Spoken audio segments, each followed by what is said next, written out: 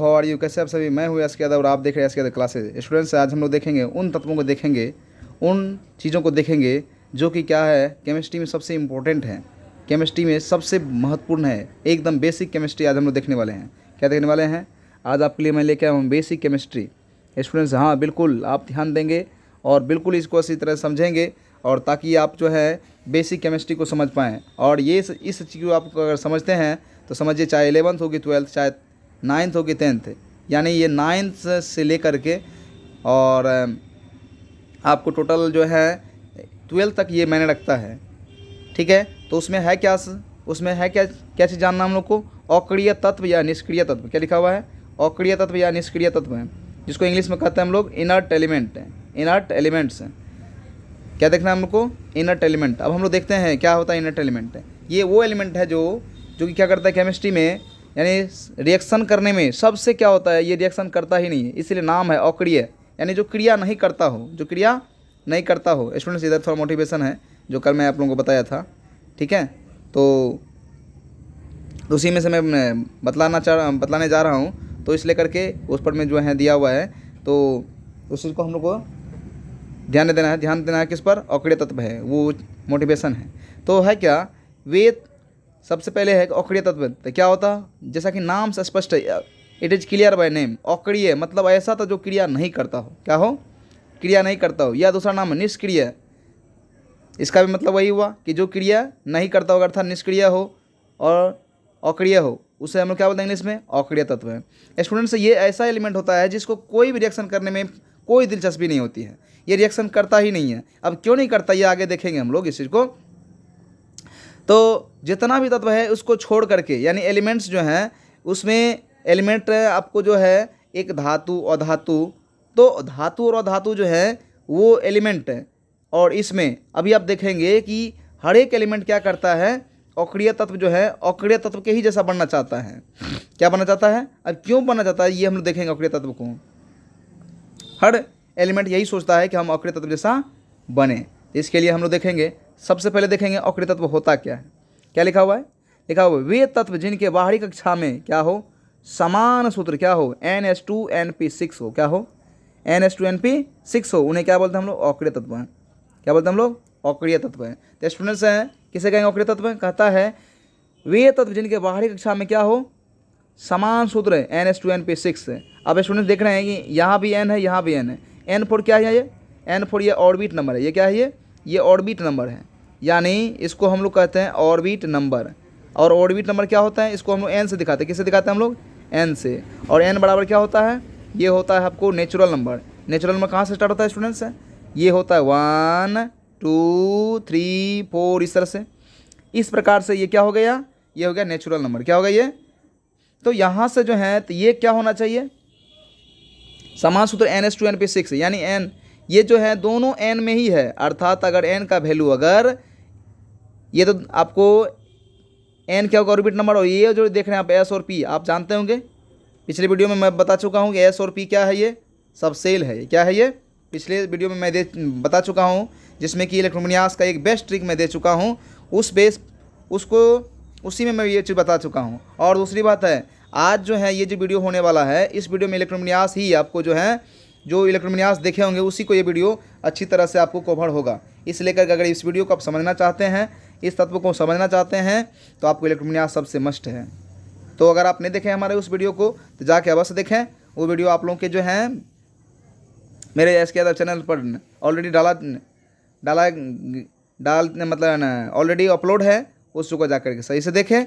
और अच्छी तरह से देखने के बाद तब इस वीडियो को आप देखें, तो बिल्कुल आपको अच्छी तरह से समझ में आएगा। तो चलते हैं हम लोग। तो ये आपको जो है, ये क्या है, S और P क्या है, सबसेल है।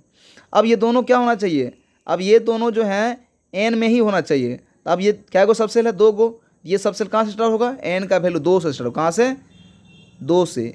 यानी अगर 2 होंगे तो 2S2 और 2P6 दोनों मिला के, दोनों जो हैं दूसरे कक्षा में ही होना चाहिए। या अगर 3 होगा तो दोनों में 3 होना चाहिए, यानी 3S2 3P6। अगर 4 होगा तो 4S2 और 4P6 सेम होना चाहिए। ऐसा कंडीशन जिसमें होगा उसे क्या बोलेंगे हम लोग, उसे हम लोग अक्रिय तत्व कहेंगे। अब जरा स्टूडेंट्स ये ध्यान देंगे, ये S और 2 दोनों में कितना है, ये दोनों इलेक्ट्रॉन काउंट करेंगे तो कितना हो जाए, S में 2 और P में कितने, 6। दोनों मिला कितना हो गया 8, इसको कहते हैं हम लोग अष्टक। 8 इलेक्ट्रॉन क्या बोलते हैं हम लोग अष्टक। तो ये जो अष्टक बना रहा है, ठीक है, ये कौन तत्व बनाता है अक्रिय तत्व है। इसलिए हम लोग इसको ऐसे भी डिफाइन कर सकते हैं जो नीचे लिखा हुआ है कि वे तत्व जिनकी बाहरी कक्षा में कैसा विन्यास होना चाहिए अष्टक। अष्टक का मतलब कितना 8 इलेक्ट्रॉन। तो 8 कैसे, ऊपर आप देख चुके हैं एस में कितना 2 और पी में कितने 6।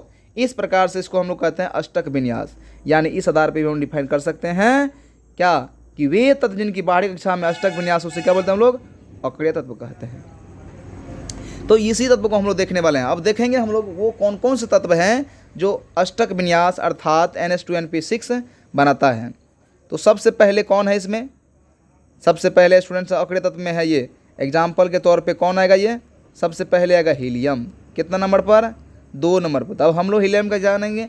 सबसे पहले इसकी जो है हम लोग अष्टक विन्यास को जानने के लिए सबसे पहले क्या जानना होगा, हम लोग को विन्यास लिखना होगा। क्या, वही इलेक्ट्रॉन विन्यास। आपको पता होगा हीलियम कितना नंबर 2 नंबर पर, इलेक्ट्रॉन विन्यास क्या हो जाएगा NH2। अब जरा देखें स्टूडेंट्स, NH2 फर्स्ट कक्षा में कितने इलेक्ट्रॉन होना चाहिए 2 इलेक्ट्रॉन, इसलिए कि ये कक्षा क्या हो गया, ये फूल है ये, अर्थात इसमें कितने इलेक्ट्रॉन हो गए, इसमें 2 इलेक्ट्रॉन हो गए। कितने, इसको कहते हैं हम लोग डुएट। क्या कहते हैं हम लोग डुएट, DUET डुएट।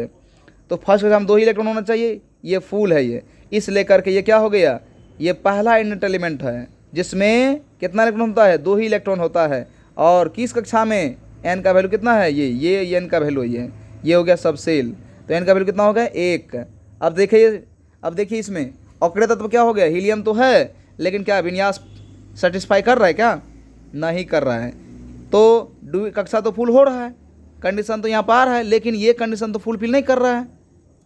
मतलब कक्षा तो फुल होना चाहिए, कक्षा अष्टक होने के लिए कह रहा है ये। दूसरी बात, बाहरी कक्षा में क्या होना चाहिए विन्यास, अष्टक विन्यास होना चाहिए। लेकिन हीलियम में क्या है फर्स्ट कक्षा है, तो इसमें 8 तो नहीं होगा क्योंकि 2 ही नंबर पर 8 कैसे पूरेगा। तो इस लेकर का कक्षा तो फुल करता है 2 ही इलेक्ट्रॉन में, लेकिन ये क्या हो रहा है अष्टक विन्यास नहीं देने के बाद वजह से ये क्या है, ये अपवाद है। ये क्या है, ये अपवाद। कौन है अपवाद, हीलियम। क्यों, क्योंकि फर्स्ट कक्षा है तो 2 इलेक्ट्रॉन में पूरा कर लेता है, 8 तो ये नहीं कर पाएगा। इसलिए करके ये आपको अक्रिय तत्वों में हीलियम कौन है, अपवाद है। तो किस वजह से अपवाद है, अष्टक विन्यास की वजह से। अब अगला देखते हैं हम हीलियम के बाद कौन अक्रिय तत्व हैं, उनको देखते हैं हम लोग। अगला देखते हैं हम लोग हीलियम के बाद है कौन, हीलियम के बाद है नियोन। कितना नंबर पर, ये 10 नंबर पर। ये कन्फिगरेशन लिखेंगे, सबसे पहले क्या लिखेंगे, लिखिए 1s2 2s2 2p6। अब देखिए इसमें, अब हम इसमें खोजेंगे कि इसमें जो है अष्टक विन्यास हो रहा है कि नहीं हो रहा है। तो अष्टक विन्यास देखिए, तो सबसे पहले अष्टक विन्यास कहाँ होना चाहिए, बाहरी कक्षा में। कहाँ होना चाहिए, बाहरी कक्षा में। तब बाहरी कक्षा खोजेंगे हम लोग, तो कौन हुआ बाहरी, देखिए 1 यहाँ पर जो लिखा है ये कक्षा है यानी ऑर्बिट नंबर, यहाँ पर 2, यहाँ पर भी 2। तो बताइए कौन हुआ बाहरी, ये शुरू हुआ ये अंत हुआ। तो बाहर की तरफ कौन भाग रहा है, ये 2। तो देखिए 2 में तो दोनों सेम है, तो दोनों सेम है, ये हमारा बाहरी कक्षा हो गया। कितना इलेक्ट्रॉन है दोनों में, दोनों में 6 और 2। ऊपर में जो इलेक्ट्रॉन ऊपर में देख रहे हैं आप, ये क्या है, इलेक्ट्रॉन है। तो इसको हम लोग क्या कहेंगे, हम लोग ये 8 इलेक्ट्रॉन हो गया। तो यहाँ पर ये हो गया क्या चीज़, ये हो गया अष्टक विन्यास हो गया। क्या हो गया, ये अष्टक। अष्टक मीन्स क्या हो गया 8 इलेक्ट्रॉन। अब हम लोग देखेंगे कौन सा ऑर्बिट में है, ये सेकेंड ऑर्बिट में। ये ऑर्बिट कहाँ है, ये जो आप देख रहे हैं ये ऑर्बिट नंबर है। ये कितना हो गया इलेक्ट्रॉन, 8 इलेक्ट्रॉन ये हो गया। तो क्या नियोन अक्रिय तत्व हुआ कि नहीं, क्यों, क्योंकि अष्टक विन्यास हो रहा है। और अष्टक विन्यास कैसे 2s2 2p6, एस में 2 इलेक्ट्रॉन, पी में 6, इस हिसाब से ये हुआ। अगला देखते हैं हम लोग नियोन के बाद कौन है, नियोन के बाद है आर्गन। कितना नंबर पर, ये 18 नंबर पर। कितना नंबर पर, ये 18 नंबर पर। देखते हैं हम लोग आर्गन का, AR 18 क्या हो जाएगा, ये लिखेंगे configuration 1s2 2s2 2p6 3s2 3p6। अब इसमें देखिए बाहरी कक्षा कौन हुआ, इसमें आर्गन कितना नंबर 18 नंबर पर। बाहरी कक्षा खोजे इसमें, देखिए ये हुआ 1, ये हुआ 2, ये हुआ 2, ये हुआ 3 और 3। कौन हो बाहरी कक्षा, 1 2 3, लास्ट में ये ना हुआ, इन्हीं को कहेंगे बाहरी कक्षा। कितना इलेक्ट्रॉन इसमें, 8 इलेक्ट्रॉन। तो क्या ये 8 इलेक्ट्रॉन लेकर क्या बना ये अष्टक विन्यास, अर्थात अष्टक मतलब 8 इलेक्ट्रॉन। किस कक्षा में?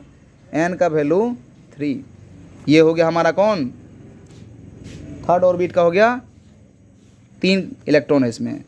ये भी हमारा अष्टक विन्यास हुआ, अर्थात आर्गन हुआ हमारा इनर्ट एलिमेंट है। अगला तो आर्गन कंप्लीट हो गया, आर्गन भी हमारा क्या है, इनर्ट एलिमेंट है। अगला देखेंगे हम लोग, आर्गन के बाद आता है क्रिप्टन। कितना नंबर पर ये? 36 है। लिखेंगे configuration 1s2 2s2 2p6 3s2 3p6 4s2 3d10 और क्या होगा 4p6। इसको थोड़ा सा हम लोग जो है इसमें देखिए, इसमें भी बाहरी कक्षा हम लोग को है। बाहरी कक्षा कहाँ पे है? 4s और 4p। कहाँ पे है? 4s और 4p। मतलब पीछे हम लोग देखे हुए हैं तो वहाँ क्या होना, कक्षा सेम होना चाहिए। तो सेम कक्षा कहाँ है? तो यहाँ तो 1 2 3 4, तो लास्ट कक्षा कौन हुआ? 4। तो 4 में क्या होना चाहिए? 4 के s में ही इलेक्ट्रॉन होना चाहिए और p में तो कहाँ पर है ये? यहाँ और यहाँ है। थोड़ा इसको सही करने के लिए हम लोग इसको थोड़ा सा एडजस्ट कर लेते हैं। तो क्या एडजस्ट करेंगे? 1s2 2s2 2p6 3s2 3p6 और 3d को यहाँ ले आएंगे तो क्या हो जाएगा, ये एकदम क्रम से आ जाएगा और 4s2 तब हमारा जगह पे आ जाएगा। अब देखिए लास्ट कक्षा दिख रहा है, ये कितना इलेक्ट्रॉन है लास्ट कक्षा में? दिखाई पड़ रहा आपको? कितना? s में 2 p में 6। ये क्या बन गए? ये अष्टक विन्यास हुआ कि नहीं हुआ? ये कितना? 8 इलेक्ट्रॉन। किस ऑर्बिट में? 3 4 1 2 3 4, किस में? 4 में। तो ये हमारा क्या होगा? अक्रिय तत्व हो गया। उसके बाद जो है हम लोग देखेंगे अगला एलिमेंट कौन होगा? अगला ये क्रिप्टन हो गया, नियोन हो गया, आर्गन हो गया 3, उधर एक नियोन हीलियम 4 हो गया। अब हम लोग देखेंगे 5वां एलिमेंट कौन है? 5वां जेनॉन। कौन है ये? जेनॉन। कितना नंबर पर? ये इसका नाम है जेनॉन। कितना नंबर पर? ये 54 नंबर पर। कन्फिगरेशन लिखेंगे क्या हो जाएगा ये? 1s2 2s2 2p6 3s2 3p6 4s2 3d10 उसके बाद 4p6 उसके बाद 4p6 हो गया। उसके बाद हो जाएगा 4, कितना हो गया इलेक्ट्रॉन? 2 2 4 6 4 10 2 12 6 18 2 20 20 2 30 30 6 कितना होगा? 30 6 36। 36 के बाद क्या हो जाएगा? तो यहाँ पे क्या हो जाएगा? ये हो गया 4p6। उसके बाद क्या हो जाएगा? 5s2 5s2 उसके बाद 4d10। अब तक कितना इलेक्ट्रॉन हो गया? 2 2 4 6 10 2 12 6 18 2 20 20 2 30 30 36 36 2 38 38 2 48 48 के बाद क्या हो जाएगा? 48 के बाद हो जाएगा 5p6। 48 और कितना हो गया? 54। अब देखिए ये भी हो गया 54 पे जेनॉन। अब इसमें हम बाहरी कक्षा खोजेंगे तो कौन हो बाहरी कक्षा? तो 1 2 3 4 5 हमारा बाहरी कक्षा कौन हुआ? 5। अब 5 में क्या होना चाहिए? अष्टक विन्यास होना चाहिए। तो देखिए 5p में 6 है, इधर 5s होना चाहिए को, यहाँ पर है। तो ये दोनों क्या हो गया? ये भी हमारा अष्टक विन्यास बना रहा है ये और ये दोनों क्या बना? ये अष्टक विन्यास बना रहा है ये। अब इसको अष्टक फिर उसी तरह जैसे यहाँ पे एडजस्ट करके लिखे हैं तो उसी तरह से लिखेंगे तो ये भी हमारा क्या हो जाएगा? अष्टक विन्यास हो जाएगा। किस कक्षा में हुआ? 5। इसके बाद आता है अगला कौन है? रेडॉन। कितना नंबर पर? ये 86 नंबर पर। तो ये भी हो जाएगा क्या चाहिए हम लोग? ये भी हमारा क्या हो जाएगा? ये हुआ 4 में, ये हो जाएगा 5 में, ये किस में हो जाएगा? 6 कक्षा में। तो इसमें भी क्या हो जाएगा? 6s2 6p6। इसका भी लिखेंगे उस तरह से, इसका भी आ जाएगा। तो कुल मिला करके हम लोग कहाँ तक पहुँच गए? जेनॉन तक आ गए। एन का वैल्यू कितना? 6। तो आप देखें जरा कि इस एलिमेंट में क्या अष्टक पूरा है कि नहीं है? सब में टोटल जितना भी हम लोग अभी तक देखें ये कुल मिला करके, वैसे इसका हम नहीं लिखे, लास्ट हम कक्षा लिख दिए। इस तरह से लिखेंगे तो आप वहाँ तक पहुँच जाएंगे।